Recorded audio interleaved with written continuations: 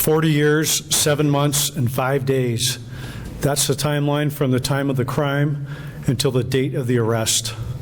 In total, there was about 34 total investigators who have touched this case, worked on this case, or otherwise investigated in some fashion over those 40-plus years. Not to mention the countless number of support staff and other staff that have helped in some significant way in bringing this to resolution.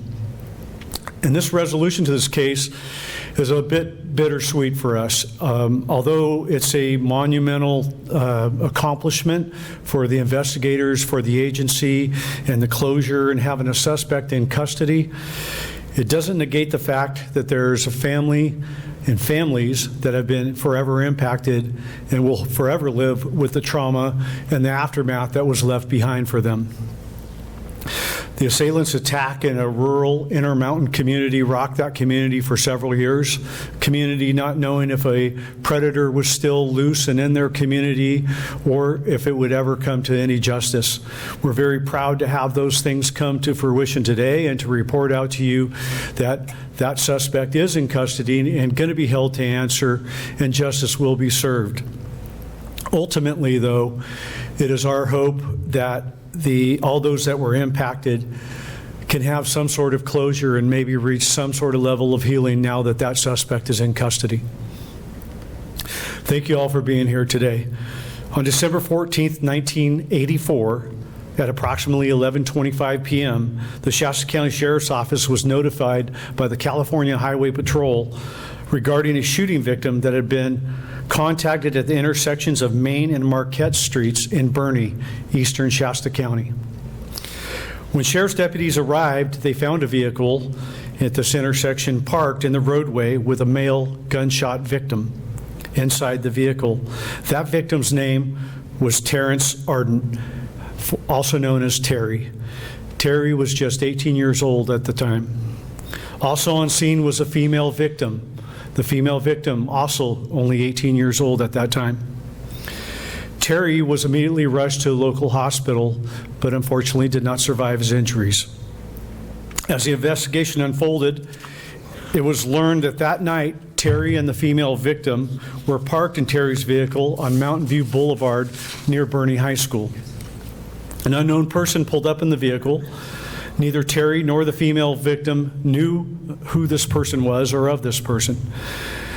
The confrontation occurred, and during the attack, Terry tried to lay and cover the female victim from harm and was subsequently shot. The attacker, a male armed with a gun, removed the female victim from the vehicle and sexually assaulted her several times. Leaving her for dead, he fled the scene. With Terry critically injured, this female had the wherewithal to get in the vehicle and drive the vehicle into town looking for help. That's where she ended up, at that intersection. At the time of the crime, an extensive investigation pursued, and there was thousands of hours of investigation, a lot of people interviewed, detectives, crime scene investigators, DA's office, everybody involved in the community trying to pitch in and locate the suspect or suspects of this heinous crime. Last year, the case was revisited utilizing new DNA techniques known as forensic genetic genealogy through a company called Othram. This was a breakthrough for the case, and it is because of the relentless efforts and pursuit by Detective Sergeant Robert Richardson that this DNA was processed and this case was pursued.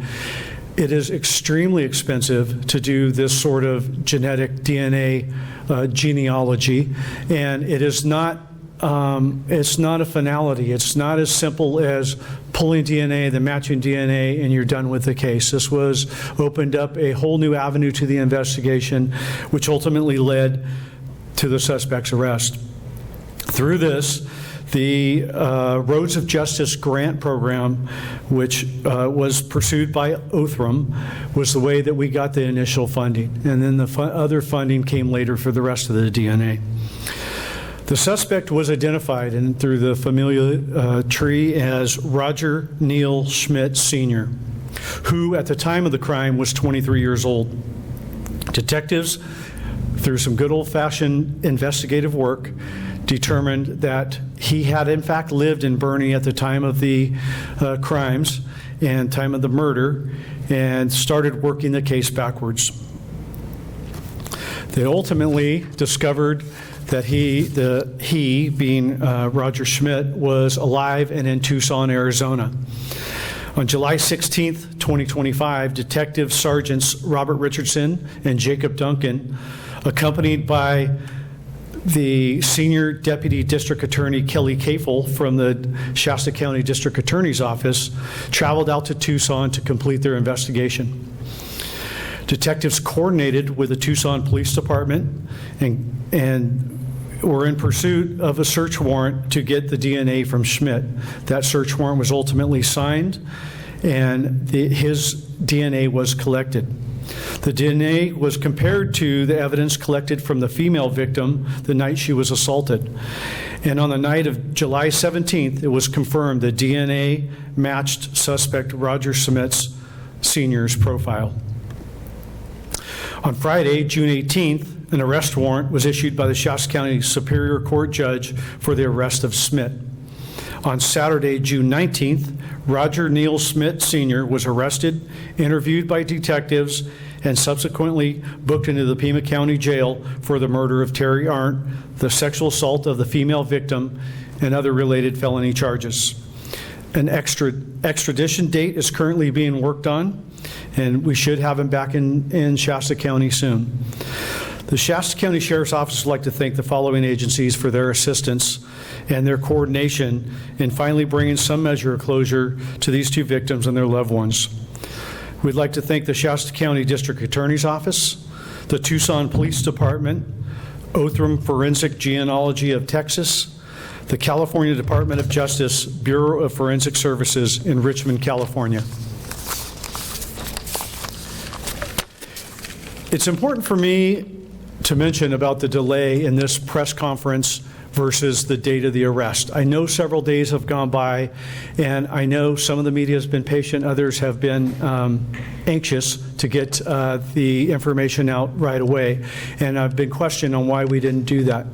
Ultimately, you need to know it is the victims, the families, the loved ones, everybody who was impacted in the case is our first priority. It's not the public information or the media or even this agency. Those victims and those families have suffered, as I said, for 40 plus years.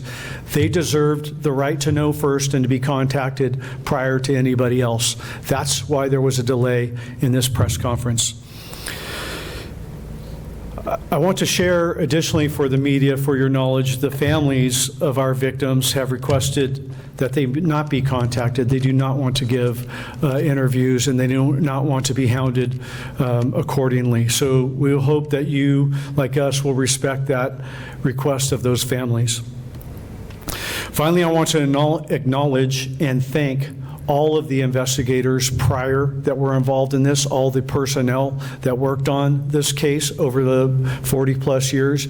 And I can tell you, if it was not for the intelligence that was developed, the investigators that pursued this case, and especially the evidence that was preserved correctly, we wouldn't be here today with this finality. So without that, with that, that's going to be my presentation to you. I am not going to be taking questions today. If you want further information or question other people on the case, you may try to get a hold of investigators that were involved in the past or the present for this case. Thank you.